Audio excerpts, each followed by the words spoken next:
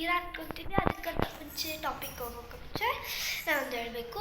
ನಾನು ಹೊಸ ಅಕೌಂಟು, ಯಾಕಂದರೆ ಹಳೆ account something problem in YouTube, ಅದಕ್ಕೆ ಅದು ಹೊರಟೋಯ್ತು. ಸಮ್ ಕ್ಯಾಲಿಫಿಕೇಷನ್ ಸಿಗಲಿಲ್ಲ ಸರಿಯಾಗಿ, ಅದಕ್ಕೆ ಅದು ಹೊರಟೋಯ್ತು. ಇವಾಗ ಹೊಸದು ಅಂದರೆ ಹಳೆ ವೀಡಿಯೋಸ್ ಎಲ್ಲ ನಾನು ಇದರಲ್ಲಿ ಪೋಸ್ಟ್ ಮಾಡ್ತೀನಿ. ಈ ಅಕೌಂಟಲ್ಲೂ ನೀವು ಹೋಗ್ಬೇಕಾದ್ರೆ ನೋಡ್ಬೋದು.